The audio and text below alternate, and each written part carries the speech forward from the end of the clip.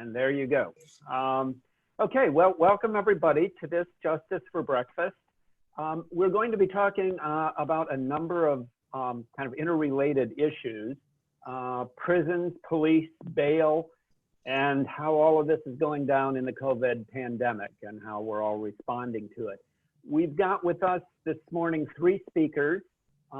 First will be Chris Dews from JOTF, Jobs Opportunity Task Force, and then Yanette Emanuel from ACLU of Maryland, and then finally PJC's own Deb Gardner from the PJC. Each of them will speak for about 10 minutes, and then I'll open it up for questions. And like I say, write your questions in the chat box and we'll keep an eye on that.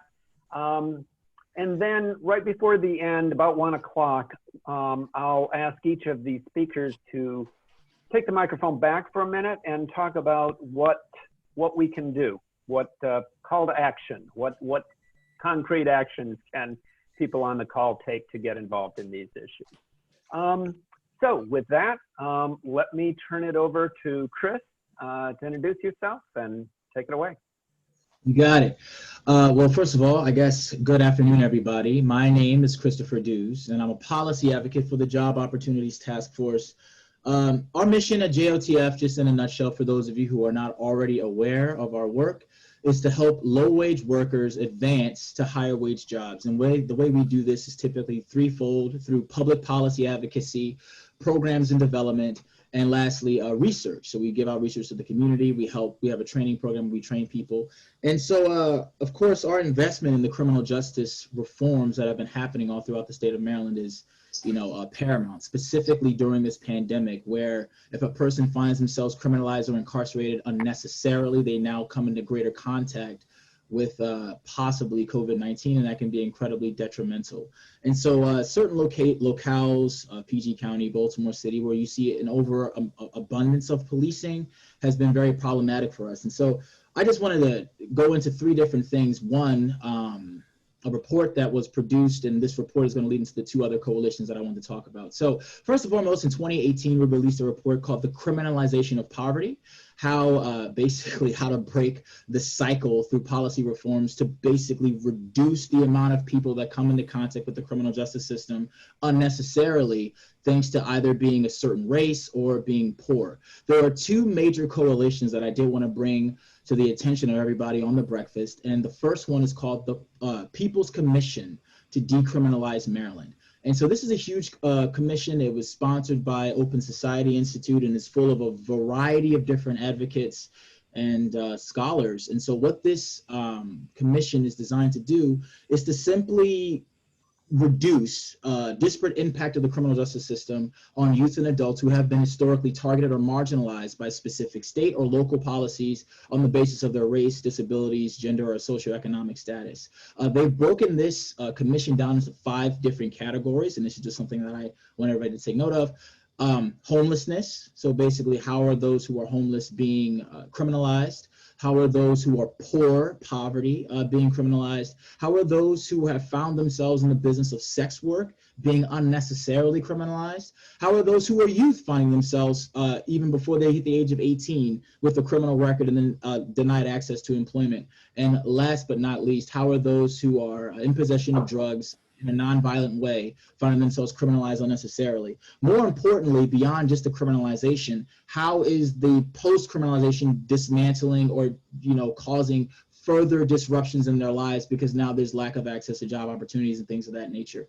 So this coalition is specifically designed, it was in response to a 2019 commission that was designed to, and I want to get this specifically correct, it was a task force to study crime classification and penalties, but it did not, and this was designed by legislators, but it did not have any community leaders, advocates, or impacted persons. So what the People's Commission to Decriminalize Maryland does is it adds all those different leaders together so that we can try to figure out what specifically are the codes that are being used to criminalize people unnecessarily for things that are either petty crimes or things that are unnecessary. I don't want to belabor this for too long because I know I have another coalition to get to, but I do want to specifically speak on how poverty can easily get yourself criminalized and what initiatives we're trying to push, specifically because I'm the head of the Poverty Coalition. So we're looking at 5 different things, one of them being GPS monitoring. When somebody finds himself incarcerated, one of the things that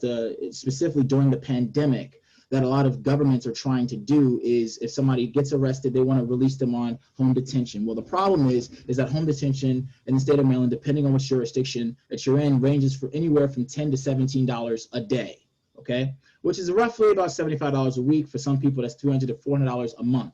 Why does this matter? Because if you are just released from incarceration and you don't have any money, and thanks to the pandemic, you don't have a job and you have an ankle bracelet on you, if you can't pay, you know, you find yourself reincarcerated while still owing a debt. So we're trying to make sure that if the government does put you, or the courts do demand GPS monitoring, that there is an understanding of your actual financial ability to pay before they just hit you with that. We're also looking at auto insurance laws in the state of Maryland. You have to have auto insurance, yet because of non-driving factors like credit history, education, certain communities will find their ratings or the amount that they have to pay skyrocketing. And so when they can't pay it, they find they still drive because they got to do what they got to do. And then they find themselves incarcerated for those reasons, which is just a disaster. There's also debtors' prisons. I'm going to go through the last 2 of these very quickly. Debtors' prisons, which means that a creditor, since people are hurting for money right now, can actually put out a money judgment against you and have you incarcerated. And just for the sake of gathering bail funding, so that's another way of people finding themselves incarcerated for being poor. And then last but not least, there's criminal record expungement, which means automatic expungement of non-convictions. Even if you were not found guilty of the charge, it still remains on your record, which prevents people from having opportunity and access to jobs. And then last but not least, there's child support. One of the things that the committee is trying to do right now is eliminate the automatic suspension of driver's licenses for non-payment of child support. So people think this is very contentious. The way we look at it is from a jobs and economic opportunities angle. If you don't have the money to pay the child support now, it's stopping somebody's ability to go to work is not going to just produce more funding. So that's the People's Commission to Decriminalize Maryland, trying to find avenues in which people who are poor or young find themselves criminalized for no reason. We're looking at different laws and codes to fix that. And I'm going to wrap this up because I think I'm taking up too much time already. But talking about the, thank you. And I know I talk rather fast. Bear with me on that. The last is the Coalition for a Safe and Just Maryland, which was specifically designed to do pretrial reform and is looking at all the different ways in which pretrial just disproportionately hurts people of color and those from lower income communities. The initiatives that we're looking at right now for 2021, we're trying to pass what's going to be known as the Pretrial Act of 2020. However, we're still up in the air as of right now as to what specific bills we want to look at. I know one thing that has been discussed is a redefinition or a reformation of how risk assessment is assigned. And risk assessment is simply that courts have a specific type of algorithm that determines whether or not somebody is high risk or low risk for reincarceration, high risk or low risk for public safety, all these other different things. And so we're having conversations now, if we're looking at certain things like risks, to just kind of decipher how is high risk determined, how specifically is high risk defined, and we're doing research now to like decipher, you know, how does a judge, because the judge is the person who's going to make that final decision. You know, do you view a certain person who's a certain age and let's say with a certain hair color and a certain eye color, if you know what I'm trying to say, are they deemed less high risk because of their background or where they are from, or are some people deemed more high risk? And what's the difference in their behavior and how exactly do you quantify that? We're working with the Pretrial Justice Institute, who is used to be a big proponent of risk assessment tools, but are now starting to realize just how that's disproportionately affecting people of color from specific neighborhoods and having them incarcerated at longer rates, or is giving them less of a chance to be released. So that's what we're looking at. We're also looking to eliminate cash bail in the state of Maryland. That's a huge issue because the cash bail was designed to ensure that people returned to courts so that they can get monies back, and also was designed to ensure that people had an incentive to I mean, I guess if you couldn't pay that, you would just stay incarcerated. So what we end up seeing is that those who have the money and are a public risk are just buying their way out. And those who may not even be a public risk, you were caught jaywalking, you were caught, let's say, I'm sorry to say this is so crass, urinating, and so that's a public indecency, and so you're arrested for that. Your bail may be $100 and you just can't afford it, so you just sit in jail, even though you were homeless. Like that, it's a kind of a ridiculous system, and we're looking to just have that reformed.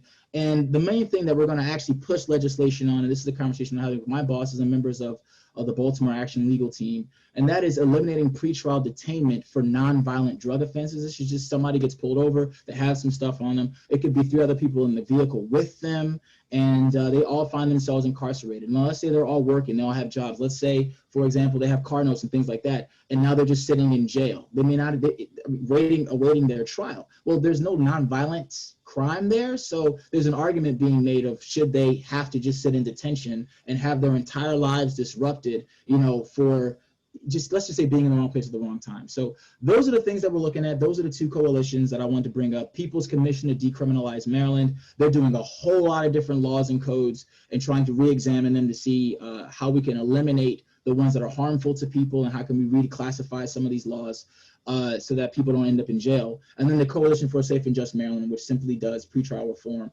I will, I guess, put my information in the chat if anybody is interested in taking a part of that. Those 2 coalitions, I know Coalition for Safe and Just Maryland is a little more exclusive, but the People's Commission is always looking for new faces and new bodies who can give us a brighter perspective on different ways that people are being criminalized in Maryland. And so I'll put my information in the chat. I know at the end of this conversation, there's we kind of have an ask section, which I think John has already mentioned. So I will re-enter that information then. But that's all I have to say. So thank you all for listening. Thank you, Chris. Yanette from the ACLU. Hi. So my name is Yanette Emanuel. I'm the public policy advocate for the ACLU of Maryland, and I'm really happy to be here to be speaking with all of you. I have a lot to get through, especially when we talk about policing. It's a lot to cover in a short time, so I'll try to be as brief as possible, but welcome any questions at the end. So the first bill that I'll talk about, so I'll just start.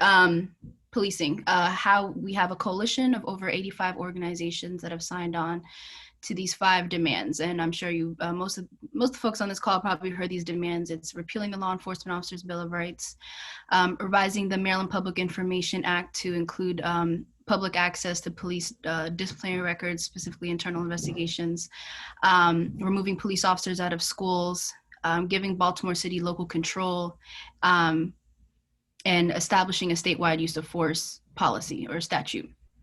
And so how we got 85 organizations that are signed on to these demands, but a lot of these issues are issues that we've been working on for a long time, that have been an issue in Maryland and across the country for a long time. For example, the Law Enforcement Officers Bill of Rights, repealing that has been an effort, or trying to reform that has been an effort for over a decade at this point. So when the moment came and nationwide people are calling for reform to policing, it was very easy for us to come together and focus on these 5, but there's so many other important police reforms that the General Assembly needs to consider.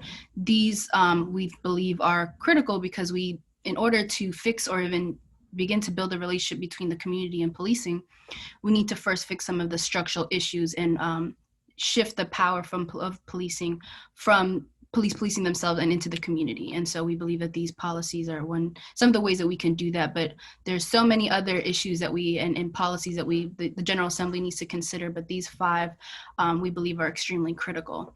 So I'll start by first talking about the Law Enforcement Officers Bill of Rights.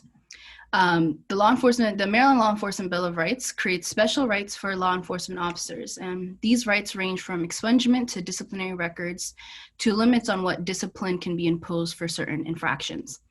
Leobor shields officers from discipline by saying that they can only be disciplined after a mini trial is conducted with fellow officers as the judges, no matter how egregious or the conduct or how clear the evidence, and unless if they are convicted of a felony.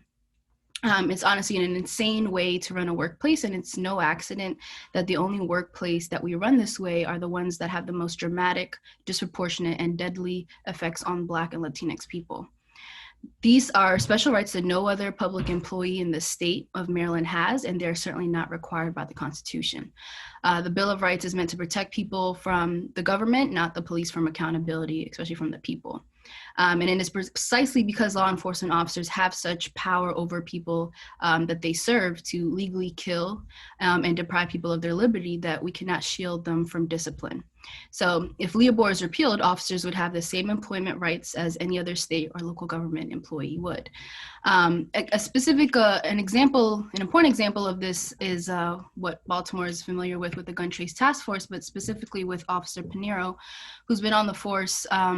He's still on the force. This officer was caught on camera fabricating evidence and planting it in a vacant lot in Baltimore City, and he was convicted of a misdemeanor. And because it's a misdemeanor, he still, by the law enforcement Bill of Rights, had the right to go through a mini trial board hearing made up of his fellow officers, and he's still collecting a paycheck today, even though he was convicted of a misdemeanor. And so it creates the special due process rights that no other person has, and it's time that we repeal this law. And especially if we're trying to rebuild relationships between the community and policing, it's hard to do that when the community knows who is doing these egregious crimes or misconduct and getting away with it time after time. And it's because the police are policing themselves, and we've seen thus far that doesn't work. So it's time to do something different. Another bill that's really important and critical that we do is revise the Maryland Public Information Act to make records of police internal investigations transparent. And this is about holding police departments accountable for how they police their own. In case after case, we see police departments, like in the Anton Black case over in the Eastern Shore, a police chief who falsified records to hire an officer with a proven record of misconduct. We have repeated cases where officers who are engaged in flagrant misconduct and even criminal conduct, and it comes out in the course of criminal trials, that there is a long record of departmental charges where they were acquitted. The fundamental problem with what we have in Maryland is that because of a Court of Appeals decision, which said that records of police investigations and internal affairs investigations of police misconduct should be considered personnel records under the Maryland Public Records Law, that we can't, then is because of that we can't get access to these records. So they're categorically barred from disclosure, and there's no discretion, there's no judicial review, they're simply not disclosed. So when incidents occur and people want to know, well, what did the department know before and what did they do about it? The only answer any police chief in Maryland can give right now is, trust us, we acted appropriately, we did the right thing. And in a democracy, that is simply not an appropriate response, and it's certainly not one that engenders trust. So what needs to be done is the Public Information Act needs to be amended to make clear that records of internal investigations will be treated like every other public record about each of us, and they will be treated as investigatory records. And it's important to understand this because it's important when we think about cases like the case of William Green that happened in Prince George's County. William Green was handcuffed in the front seat of a police cruiser when he was shot over 7 times. This officer that was responsible had a history of use of force, and the community knew that. He had a history of terrorizing people in the community, but also there were complaints filed against him that weren't properly investigated, and so he wasn't held accountable for them. So you have, for the last decade, this man that was terrorizing the community knows that he was doing this, they reported it. And it's important for people to understand that it takes a lot for an individual, especially from the Black community, to go into a police station and file a complaint. It's not something people feel comfortable doing. It's not, if someone's filing a complaint, it's because something egregious probably happened and should be investigated and looked into in a serious manner. So these individuals had filed complaints, and it went on uninvestigated, or properly investigated. And he even committed another crime just a month before he murdered William Green.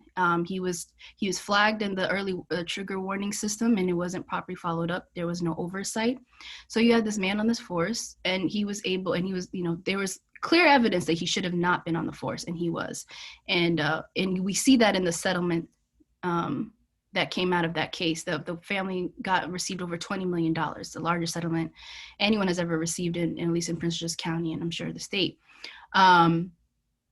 And this just shows that how egregious the crime was, but it absolutely could have been prevented had there been some kind of proper investigation, and also just public transparency. Had the community, the civilian review board in Prince George's County had the ability to actually conduct an investigation, maybe they would have been able to find or been able to flag and look into his case earlier on. But because of Leo Board, that doesn't allow anyone other than police officers to conduct an investigation that leads to discipline, local civilian review boards aren't able to have that much teeth. Another thing to also, to consider and to think about is, it's not only important that we revise the MPIA because we can prevent deaths. That's absolutely important, right? But also, police officers are not only taking people's lives in the streets, but they're also taking it in the courts. So in Maryland, 80% of exonerees are Black, and officer misconduct is the leading cause. A single Baltimore detective, Robert Patton, was involved in 4 wrongful convictions, and that cost Maryland taxpayers over $22 million in state compensation and civil lawsuits. Another example is a wrongful conviction of Demetrius Smith. In 2012, he was framed by 2 detectives who coerced witnesses and hid evidence. Meanwhile, the actual perpetrator committed more crimes and eventually was caught by federal law enforcement. A more recent example of why, of just how egregious and ridiculous these use of force complaints are in Prince George's County. From just the last 3 years, from 2016 to the end of 2019, Prince George's County Police Department alone has received almost 7,000 use of force complaints. And of those almost 7,000 use of force complaints, 99.6% were deemed justified. So they're obviously not being properly investigated. There's no way almost 7,000 people are just lying about the allegations or the complaints that they've made. In order for the community to even begin to try to reestablish some trust, they need to know that these investigations are being properly conducted, and the community needs to have transparency in order to build that trust. It's also important that people understand that Leo Board repeal and MPIA reform are intertwined, because Leo Board reform is the end of the process. It is after an officer has already been found guilty. And the MPIA reform is about holding police departments accountable for everything that comes before that guilty finding and investigation. And given that 90% of complaints against police officers made by the public are not sustained, there's no way we can begin to address the problem unless and until we get transparency over those investigations. And so another bill that we're working on that's part of the 5 demands is establishing a statewide use of force policy or statute. We believe that a good use of force policy should have clear definitions of lethal and non-lethal force. Countries around the world do this, and it seems to work. Officers may use lethal force only as a last resort after first exhausting reasonable alternatives, and only when is necessary to protect officers or the public from death or serious injury.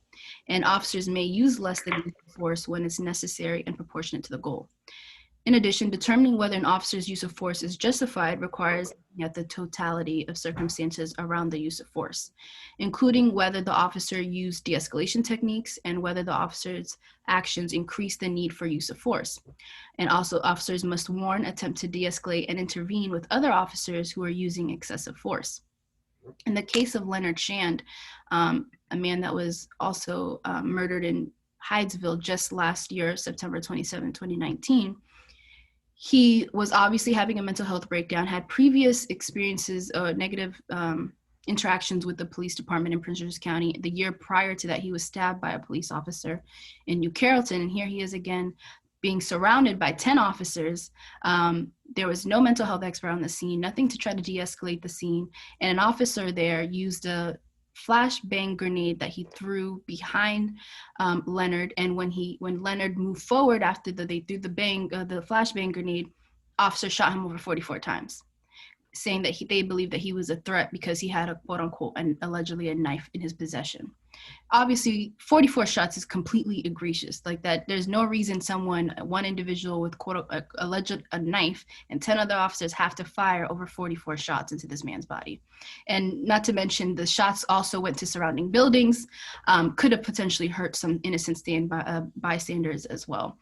And so that is an example of where instead of de-escalating, how they handled that situation only escalated it, and was not it didn't help resolve the situation safely, and now a man's life is gone, is stolen. So our use of force bill also will implement new regulations and specific officer behavior, including but not limited to the discharge of a firearm, taser, chokeholds, shooting with a less lethal launcher, and strikes by fist or hard object. Our other bill is removing police officers out of schools. Anti-Blackness pervades our society and policing in America, and it clearly shows up in schools that have police. There were over 3,100 arrests of kids in our schools last year. And in Maryland, Black students receive 56% of all school-based arrests statewide, even though they only make up about a third of the student population. And even though data demonstrates that Black students misbehave at the same rates as their peers, a child in school with a police officer is also 5 times as likely to be arrested for disorderly conduct and twice as likely to be arrested for a fist fight. So the police we assign to our schools are by definition responsible for enforcing the law. So when they see a fight or they see a horseplay in the hallway or a student ride off with another's bike, they don't see a child who needs to be taught, whose brain is still figuring out impulse control, and who doesn't yet have the tools to constructively resolve conflict. They see a person committing second-degree assault, willful disturbance of school activities, or robbery, even if that person is 15, 12, or 8. And so police in schools don't make them safer than any other schools. And thankfully, the research clearly shows that putting resources into more social workers, schools, psychologists, counselors, restorative approaches, practitioners, and community school coordinators make a real difference in both safety and positive outcomes for children. The last bill is getting Baltimore City control of their police department. Baltimore is the only jurisdiction in Maryland, and I believe the only jurisdiction in the entire United States in which the city's police agency, the 8th largest police department in the entire country, is considered a city agency, which deprives the Baltimore City Council of any political accountability or control over that agency. It is completely ludicrous and insane state of affairs that doesn't exist anywhere else. And again, we have to ask ourselves, if Baltimore was not a majority Black city, would we be even having this conversation around local control of Baltimore Police Department? And as a matter of a basic democratic political accountability, the BPD has to be restored to the control of the Baltimore City's elected representatives. So those are our 5 demands, and I'm happy to take questions. And I think, John, I'm not sure if you want me to talk about the people's hearing right now or after questions, but actually, we'll do that in the last 10 minutes. Okay, Yannette? Yep. Let's go on to Deb Gardner, and then we'll throw it open for questions. Please put your questions in the chat box. Thanks. Go ahead, Deb. Good afternoon, everyone. I am so honored and humbled that I and at least one other staff member of the Public Justice Center are in coalition with Christopher and Yannette on the efforts that they've been talking about. I do want to take, before I dig just a little bit deeper into our role in those coalitions and some other work we're doing concerning pretrial justice reform, I want to take just a moment to acknowledge what happened in our sister city up the road earlier this week and honor Walter Wallace Jr.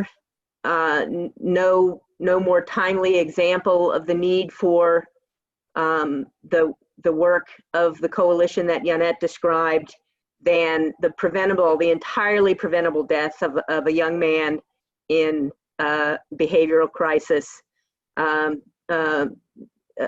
faced with police who had no training, no tools, and possibly no motivation to make any effort to save his life. The Public Justice Center is involved in all of the efforts you've heard described so far. I work with Christopher on the poverty subgroup, the poverty work group of the People's Commission to Decriminalize Maryland, and on the efforts that he described of that work group.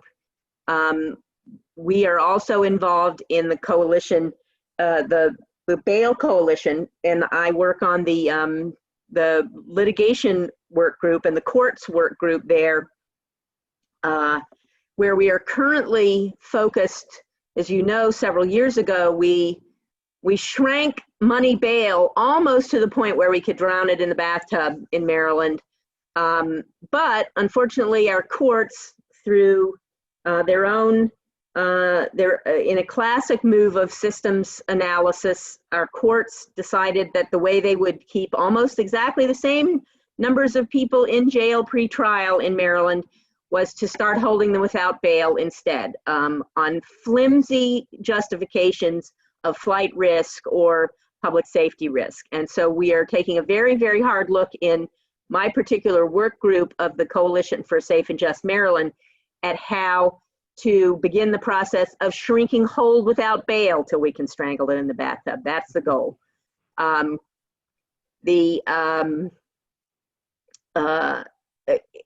the coalition that Yanette has described so thoroughly, I am working on primarily, I'm spending most of my time in that coalition on the use of force legislation, trying to make that bill as strong as we can make it, to ban chokeholds and other neck restraints and asphyxiation risks, and to limit the use of lethal force, and to require police departments to invest in the other kinds of resources that they need in response to our legitimate calls to defund the police, to put resources into other supports for people, so that folks in Maryland, like Mr. Wallace, will have a reasoned response and a de-escalating response when they're in crisis, and so that no one, whether there's a behavioral health aspect or not, no one who encounters the police will unnecessarily face the kinds of risks that people face every day in Maryland and across the country. I definitely want to give a big shout out to Monisha Chirail, one of our staff attorneys who leads the effort on eliminating police from our schools within that coalition. So now I'm going to turn and talk very briefly about something that many of you have probably heard about before, but I just want to give you a quick update, and that is our work to try to ensure that people have access to minimally constitutional health care in the Baltimore City Jail. We're still working on that. I can't resist the temptation to give a shout out to Wendy Hess, who's joining us from way out west, way out west of the Mississippi, a former staff attorney of the Public Justice Center, who was one of our original staff when we started working on the jail case back in 2003. So the Public Justice Center's been working on healthcare in the city jail for nearly 2 decades. And the effort was going on since the 1960s and 1970s before us. We got into this class action that had been going on already for decades, and we're still plowing at it decades later. And some of you have probably heard about how that's been going all this time. But I did want to give a quick update on what we've specifically been focusing on this year, which is 2 main initiatives. We filed an emergency motion asking the federal court who handles the class action to depopulate the jail in light of the heightened COVID risk for everyone in the jail, and particularly for folks who are at a heightened medical risk because of other health problems they have. As you might imagine, where the jail population is disproportionately people of color, and folks, many of the folks there are older than you might think, even though they're awaiting trial, they're not serving long sentences.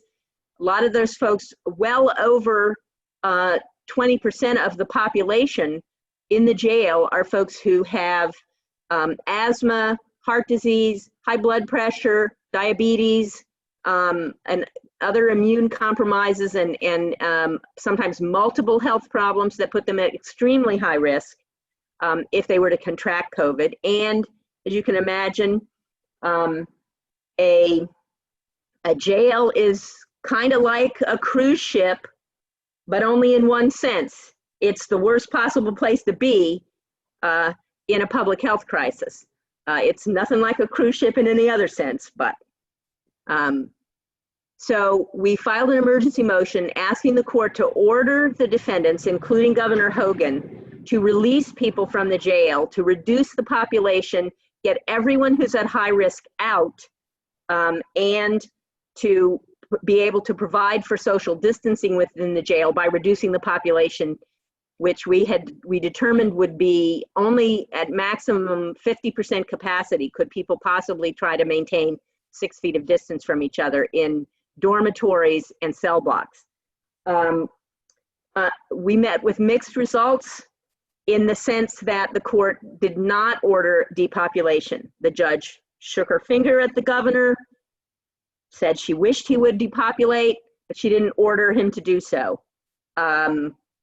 She did order virtually everything else we asked for in terms of safety precautions and health precautions in the jail, including testing that wasn't being done, isolation and quarantine that wasn't being done, an intake protocol that ensured that someone whose COVID status was not known was not placed in a cell with someone whose COVID status, who had COVID symptoms, and so forth and so on.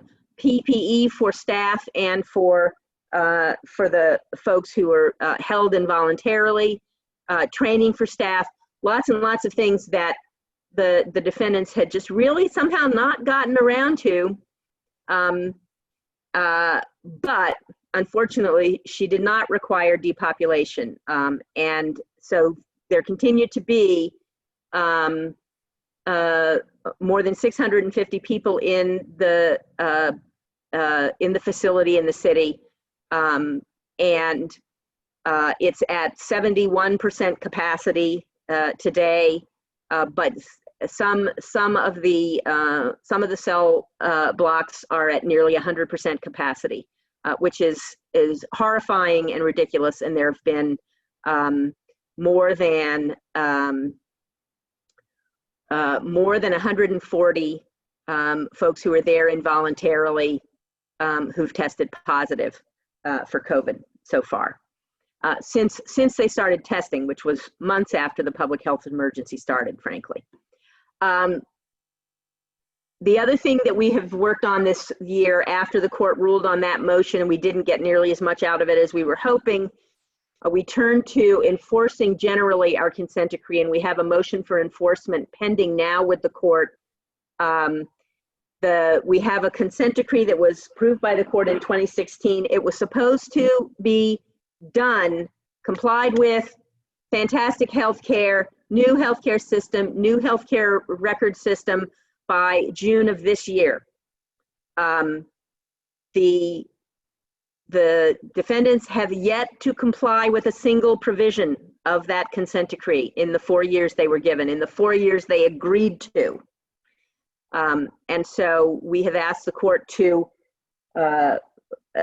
enforce the consent decree by setting firm deadlines with appropriate sanctions for failure to comply with those deadlines at this point. And that motion is currently pending before the court. And we hope to have a hearing early next year to try to once and for all put this, at this point, 50-something-year-old problem to a final resolution. So that's our update on the Duval class action. And I think we probably are ready now for questions, John. Yeah. So I'm only seeing one question so far in the chat box. So anybody have questions? Let's take a minute and think about things. What do you want to know from these three fine people? If I could, I just wanted to add one thing. I'd be remiss if I didn't mention to Deb's point about trying to decarcerate the jails. Another bill that we're working on that's not policing related, but as equally as important, is taking the governor out of the parole process. Maryland is one of 3 states that still requires that the government give the final approval on those serving life without life with the possibility of parole. So individuals who have done their time, have proven to the parole board that they are more than able to return back and have or show remorse, or have gotten their approval by the parole commission, still have to receive the final approval from the governor. And there's so many people who could be coming home right now who aren't and are still in prison, and eternally their life with the possibility of parole sentence is turning into a death sentence, because most of them are now being exposed to COVID, who should be home and have already proven that they should be coming home. And so I just want to throw that out there, because that's another bill that we're working on this session, is to remove the governor out of the parole process. And we're passed the House last session, was stalled in the Senate, and was slowed down. If we had the full session, we probably would have got it out the Senate. So that is a bill we're bringing back this session, and just wanted to relate that to the amazing points that Deb made. So I see Wendy's question about successful efforts with similar legislation in other states. I want to say that our coalition is working very closely with LDEF and Amnesty International and other sort of national organizations that are, and we're taking a close look at the legislation that has succeeded and failed in other jurisdictions, in particular with the use of force bill. And so forth. I think maybe Yannette can speak more to the specifics of this, but LEOBR exists, or any form of it exists, only in a very small minority of states. Most states don't have anything like it, which is one of the main reasons we feel like we have a shot finally at getting rid of it. But I don't know whether any of the other small number of states that have it have yet achieved any success in getting rid of theirs. I think there have been there's been some narrowing of some laws, but and we've debated with our communities here in Maryland about whether to go for narrowing our LEOBR or just getting rid of it. And the strong sense of advocates and community folk is there's no way to fix it. We just got to get rid of it. Mm-hmm. Completely agree. There's no way to, yeah, go ahead, Yannette. Yeah, there's no sense in fixing a bad bill. It's something that should have never been enacted to begin with. Some folks try to make it about labor, but it's not about labor. It's really about protecting officers. And it's important to look at the time period in which LEOBR was first enacted to begin with. It was slowly, it was right after the civil rights movement, after the assassination of Martin Luther King. You had riots all around and uprisings around the country due to just police brutality. The Detroit riots, uprising, all these other cities, and so that's important to understand. And even when we look locally in Maryland, between 1972 and 1958, Prince George's County Police Department alone killed 56 residents. And before there was the Gun Trace Task Force, there was in the 60s in Prince George's County, there was the Death Squad that committed robberies, set up robberies, and lured young Black men into it and killed a couple in the process. So it's important to, when you look into this framework, just how racist this bill is and what it does and what we're seeing it does still today. And so we need to repeal the whole thing. Simply reforming it would still leave the basic structure in place. And it's these officers, they're public servants, should not have special rights that no other employee has. And it's because they have these special and these powerful, because they're so powerful, that they should be held to a higher standard, if anything. So yeah, completely a full repeal is what's necessary. As far as whether other states are doing it, Maryland was the first to enact it, so Maryland should be the first to repeal it, and hopefully other states will follow suit. I do think that with all the work that has been happening, especially in the community, I think other states are looking at Maryland now to learn about what they could do in their states along with their LEOBR bills. So there are conversations with some other national folks who are looking to see how they can do something similar. I'm also with the NAACP, so this is something that the national NAACP is taking a special interest in and is probably going to be looking into. And so we are in a moment right now where Maryland could really lead the nation in real substantial police reform. So other states are looking to us to kind of take what they should do and what works and doesn't work. And so I think if we are successful in repealing LEOBR, we will definitely see other states following suit. Good. Charity has a question about whether there's consideration for having mental mental health crisis teams respond to mental health emergencies, as opposed to police. Anyone want to comment on So that? there are pushes in that direction in all of the work that we've described. The People's Commission is taking a hard look at exactly how folks with behavioral health problems are criminalized and how community support should be used instead of policing and aggressive policing in that particular context. And the use of force legislation that we're working on includes requirements that police departments create affirmative plans for addressing particularly vulnerable and particularly targeted populations, and will be at risk of losing funding if they fail to do so, and if they fail to have those plans and comply with those plans. So, and I'm hoping that Christopher and Yannette might be able to speak to any other specific efforts that they might be aware of where folks are fighting specifically for the diversion of resources in Maryland to community supports instead of police violence. I can take a stab at it, and I want to give Chris an opportunity to also answer. But I think those conversations are definitely happening. I've heard David Moon in the House bring this up a couple of times, and I've also heard some local advocates talking about exactly what you're referencing. And I won't be surprised if we see some legislation around that this session. As far as the coalition, we're sticking to these 5 because they're such big lifts, and so it's going to take a lot to get these out. But like I mentioned earlier, there's going to be a lot of other important reforms that the MGA needs to consider, and these are going to, this conversation is definitely going to be one of them. Yeah, I'll jump in real quick and just double down on what Yannette just mentioned. From the community partners that we've been talking to, a lot of the conversation is happening with regards to basically what the ACLU is mentioning with regards to these 5 different bills to reform policing.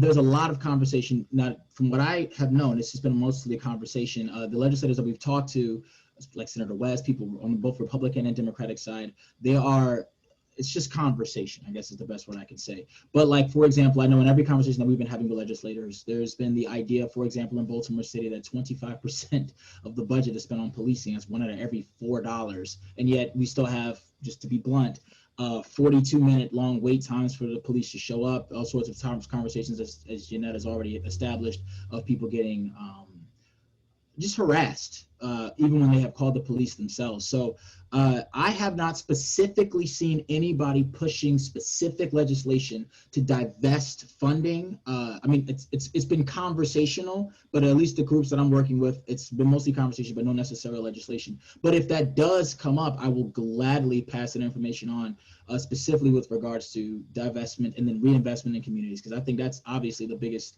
most important move. But of course, it's contentious because when you have situations, and it's always going to be a back and forth battle with regards to homicides and things of that nature. And so there's just this long-standing debate about what does reform look like. Does it mean, for example, that you spend more money on policing to bring in a mental health crisis team that kind of is a fusion? And it's just a lot of, I want to say, debate. And sometimes when I'm in these conversations, I don't know if the debate always goes in the right direction.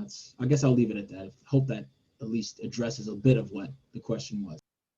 I just want to add 2 more things, is that I think this is also a conversation that might mostly have to happen on the local level, because different communities have different needs. And so and it might be something that maybe it's the local councils that take up, but it's definitely an important conversation. But I think it's important to understand that it's going to be a lot more difficult to legislate on the state level than it would be on the local level. And another comment was made, if other states have been working on some of these issues, MPI, the reform to the Public Information Act and getting access to these police misconduct records is something other states are actually working on. So Leopold, not so much that I've heard about just yet, but the PIA reform is definitely something New York just did. I believe California just passed something similar to that. So there are states across the country that are realizing how critical and important it is to get access to public access and transparency to these police misconduct and investigatory records.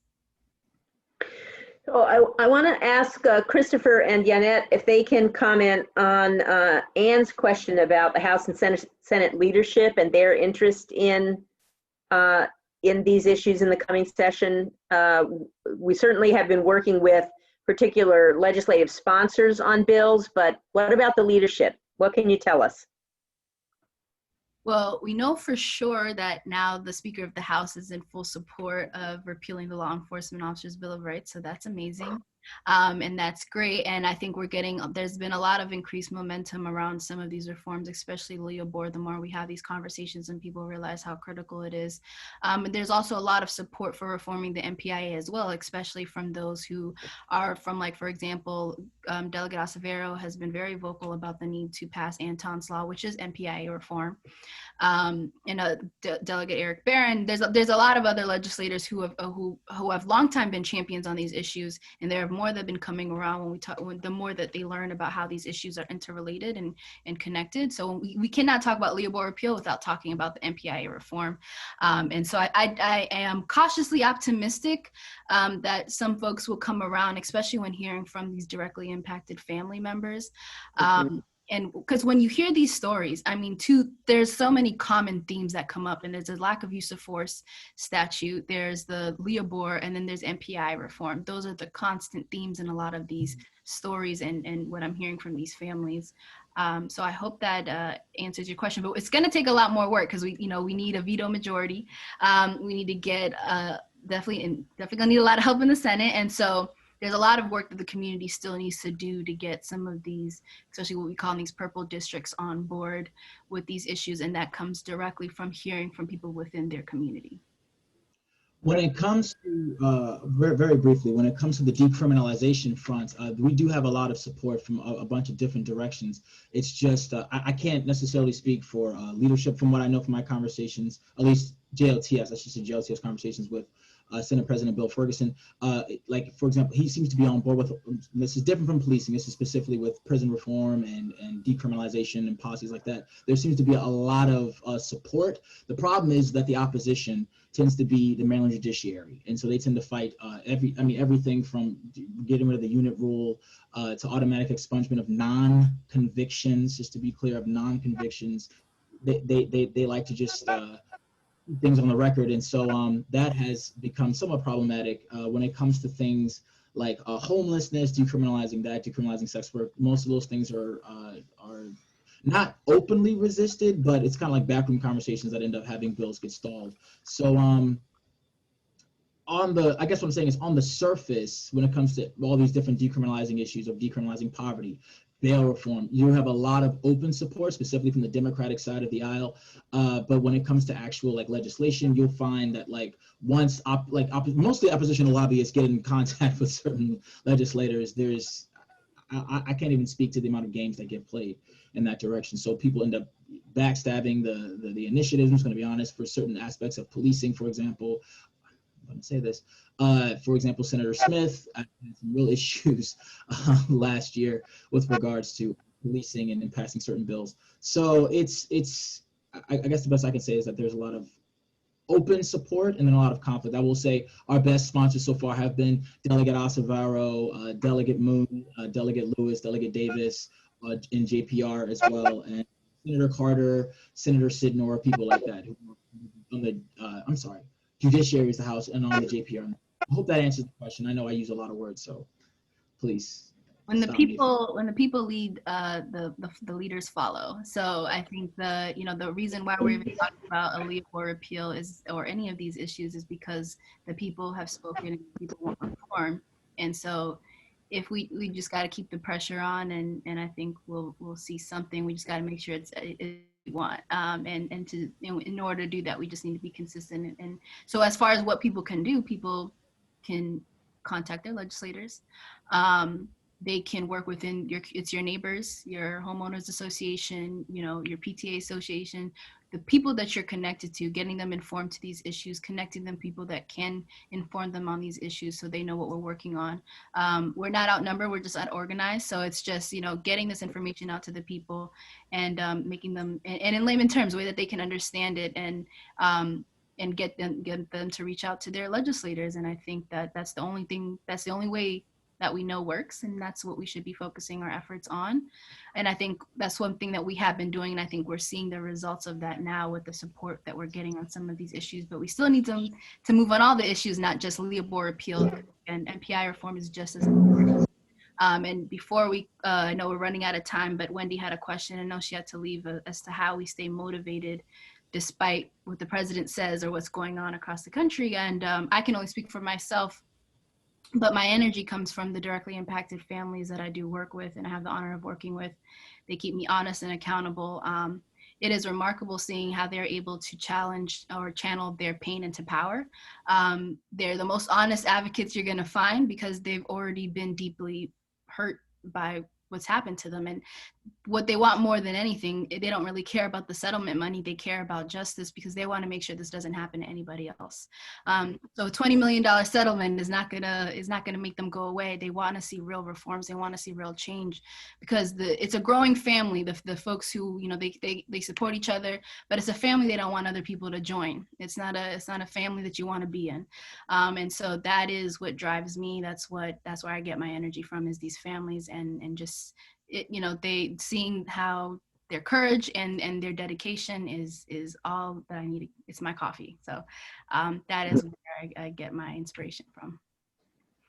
Very well said, Yannette. Yeah, thank you. I want to before we turn to what else folks can do to help with these efforts, I just want to make one small point that illustrates, circling back to things that Christopher and Yannette have just said, that illustrates the point about the importance of us working on all of these things together and at the same time. I mentioned before that we were trying to clamp down on holding people without bail, preventive detention, and the two justifications for that in the law are flight risk and public safety risk. Christopher was just talking about expungement of charges that are dismissed and never result in a conviction, and how we face opposition. The law enforcement and the courts want to keep that information on the record. They want to have access to that information. Well, guess what happens?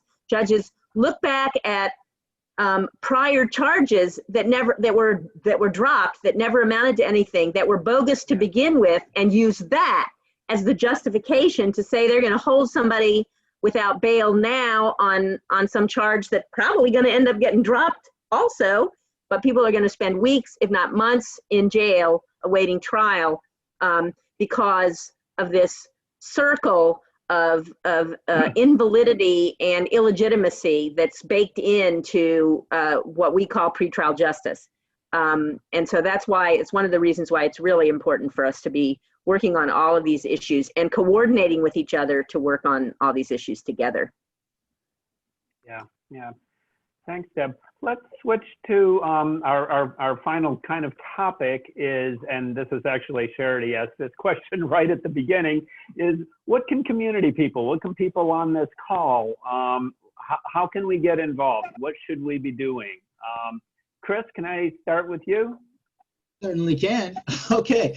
So Yannette actually already said it beautifully. I would always argue, first all I would say is get in contact with advocacy organizations like myself, like the know you. I'm going to put my information in the chat box. And if you are interested in any of these issues, we have no problem having specifically the people that are on this call with regards to the People's Commission, being a part of that coalition, just to give us advice, just to talk about what your experiences have been, and also, and more importantly, when you're part of these coalitions, we will ask you, for example, to probably submit testimony, and I mean, depending on your background, if you feel comfortable with this, to submit testimony in Annapolis to talk about these specific issues, because as Yannette had already mentioned, and this is very, very key, the leadership follows the people. Once we make a big stink, once we make it a huge issue, then only legislators start paying attention. So I just want to say, for us, we would love to any type of interactions that you guys would like to have, basically joining our coalitions. I'm going to put my information in the chat. So anybody who's interested in continuing this conversation, or more importantly, being a part of a coalition that would a push for these types of legislative initiatives in Annapolis. That's at least that's JOTF's big initiative, is pushing things in Annapolis so we can actually make structural change. We would love to have people testify. We'd love to have people just a part of that conversation. So I'm just going to put my information in the chat, and yeah, just email me, and we could take it from there. That's the only thing that I'm really looking forward to, and I'll leave it at that. Yanette, go ahead. Yeah, so the only thing I have to add to that is join our People's Hearing tomorrow at 6 p.m. It's a virtual public hearing.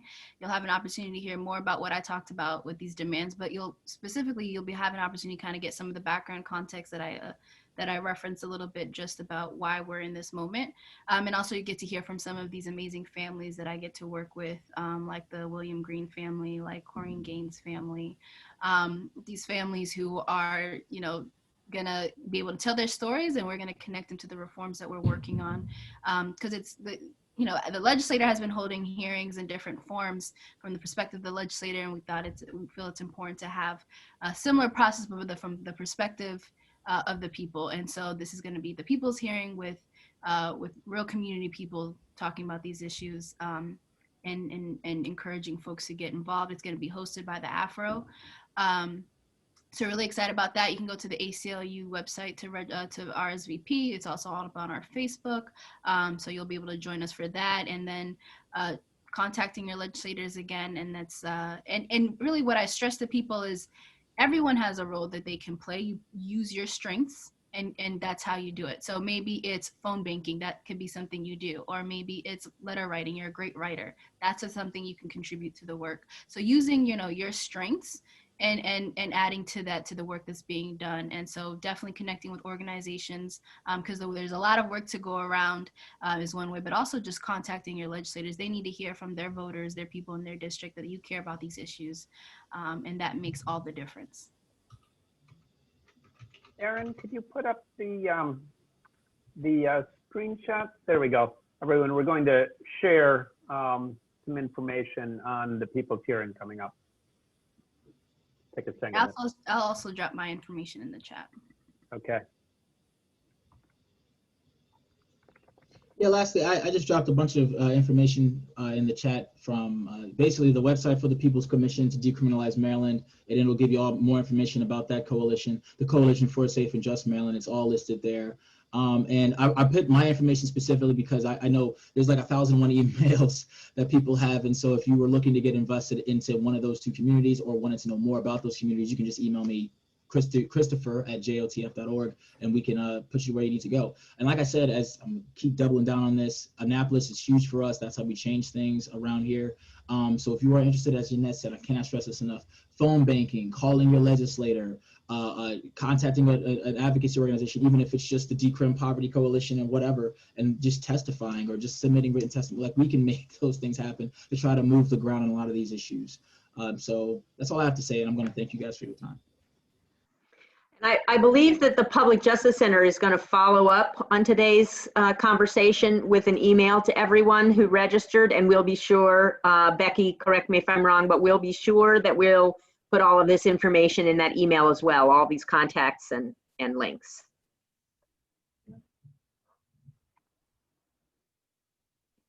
Anybody have any further questions, or any of the speakers, any final words? I really do want to thank Yanette and Christopher for participating today, for giving us your time and your talent and your inspiration.